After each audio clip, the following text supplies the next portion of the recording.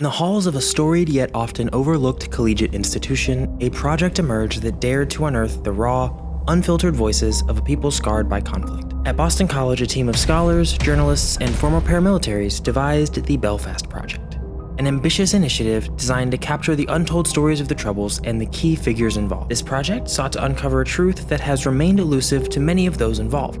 Shrouded in secrecy and fervent nationalism, this project may hold the keys to mysteries once thought lost to time.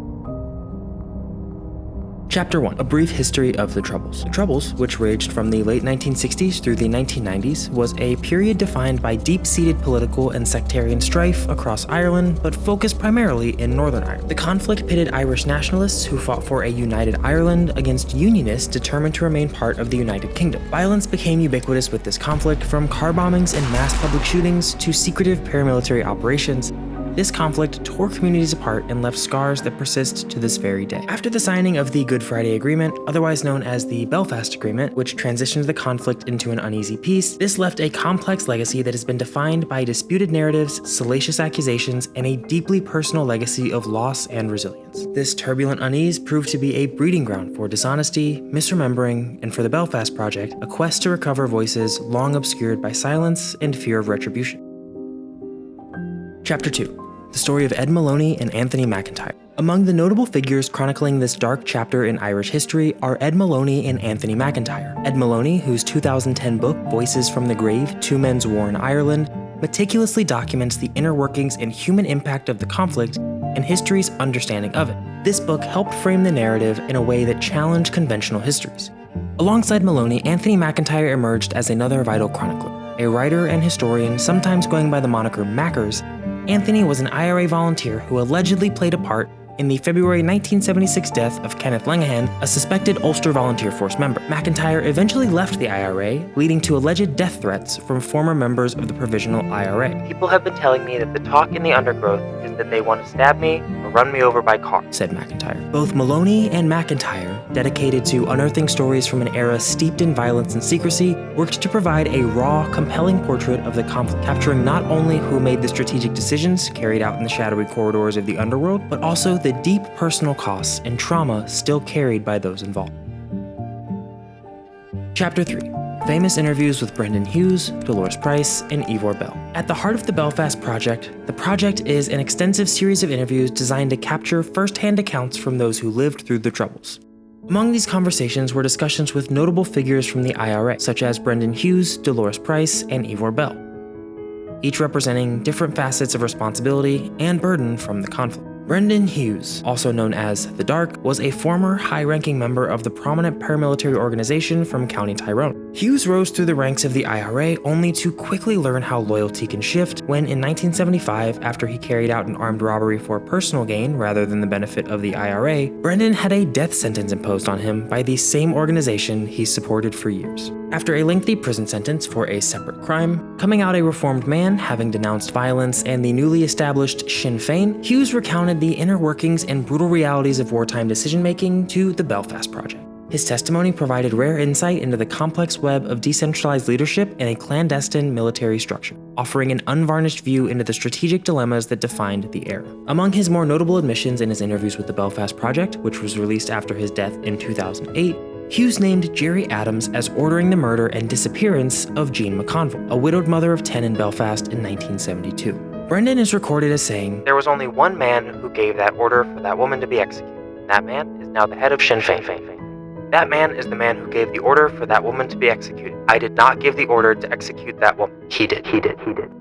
Another former key figure who was interviewed for the Belfast Project was Dolores Price, who was recently back in the spotlight after Lola Pettigrew's portrayal of Dolores in the Hulu series adapted from the book Say Nothing, A True Story of Murder and Memory in Northern Ireland by Patrick Radden Keefe. In the Belfast Project interviews, Dolores Price admitted to taking part in the murder of Jean McConville as part of an IRA mission in 1972, ordered by Sinn Féin leader Gerry Adams when he was an IRA leader in West Belfast. Both of these are allegations that Adams has consistently and adamantly denied. Where it gets a bit more interesting with Dolores Price's interviews is that while Brendan Hughes' interviews seemingly reiterate her claims, and Dolores herself went public with her alleged statements in the project, the head of the Belfast Project, Ed Maloney, has come out publicly to say, "When this research project at Boston College began, we gave interviewees a pledge that nothing of what they said would be revealed until their death.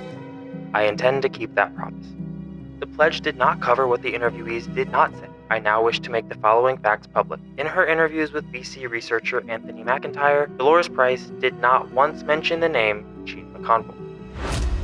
One of the most publicized and controversial interviews was that of Ivor Bell. Ivor Bell was a prominent member of the Provisional IRA and later became Chief of Staff on the Army Council. Ivor Bell was a member of the Irish Resistance dating back to the 1950s, leading him to hold the title of Operations Officer for the Belfast Brigade by the 1970s. Ivor Bell was such a trusted figure and leader amongst the Irish nationalist movement, he was eventually part of a secret coalition of IRA operatives who were flown to London in 1972 to hash out a peace agreement. This agreement never came to fruition, and with the IRA leaning towards a peace agreement rather than continued armed rebellion, this led to a rift with Bell and the IRA that would fester until his expulsion from the movement in 1985. In 2014, Ivor Bell's account in the Belfast Project would become the center of a legal firestorm. His alleged recorded statements, which hinted at a direct link to some of the most contentious operations during the Troubles, were subpoenaed by the Police Service of Northern Ireland, or PSNI, and eventually led to Ivor being charged in the murder of Gene McConville.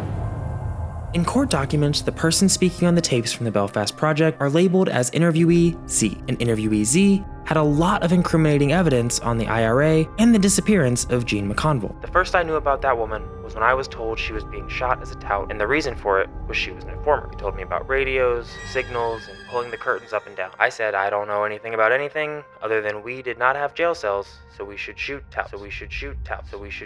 People who came to me was Pat and Jerry. Bell was eventually acquitted of all charges on the basis that the interviews from the Belfast Project featuring Bell were inadmissible. As Justice John O'Hara summarized, he might have felt liberated and free to tell the truth and to leave his legacy, his version of the Troubles. The difficulty is that he might also have felt free to settle scores with his former colleagues whom he believed had betrayed their cause. He may have felt free to lie, to distort, to exaggerate, to blame, and to mislead.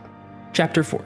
Legacy, Controversy, and the Future of the Belfast Project. In the years since the Belfast Project first came into the public eye, its legacy has remained both controversial and secretive. The project's purpose, to preserve the personal narratives of those directly involved in one of the most tumultuous and violent chapters in modern European history, was fraught with ethical and legal challenges. As these tapes began to trickle into public awareness, and in some cases into courtrooms, the foundational promise of confidentiality came under intense pressure from both law enforcement and political interests. This triggered a transatlantic legal battle over academic freedom, journalistic ethics, and the rights of interviewees, many of whom had only spoken under the explicit condition that their stories would remain sealed until their deaths. Boston College, under increasing legal and public scrutiny, eventually distanced itself from the project. The institution's decision to release portions of the archived interviews to the PSNI without the full consent of the researchers or participants was met with a strong backlash. Ed Maloney and Anthony McIntyre, the two primary figures behind the project's fieldwork, condemned the move as a betrayal of trust that undermined both the scholarly integrity of the project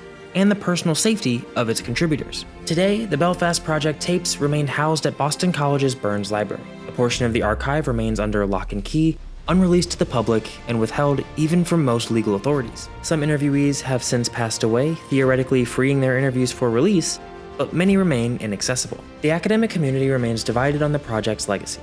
Some herald it as a groundbreaking oral history effort that captured irreplaceable testimonies of a vanishing era. Others criticize it for its lack of oversight, its flawed promises of confidentiality, and its impact on ongoing legal processes. Yet, all agree that the Belfast Project has changed the way modern conflicts may be archived and remembered. Looking to the future, the potential release of additional tapes, particularly those tied to still living figures or unresolved crimes, could once again ignite legal and political debates. Each tape represents not only a potential source of truth, but also a potential spark for renewed tensions in a region still negotiating the delicate aftermath of its troubled past. As Northern Ireland continues to grapple with its past and look toward a peaceful future, the Belfast Project stands as an artifact of truth-seeking in a deeply distrustful landscape. Its unflinching portraits of war, ideology, betrayal, and memory challenge us to consider not just what was done, but how the story is remembered and who gets to tell it. Thank you so much for watching.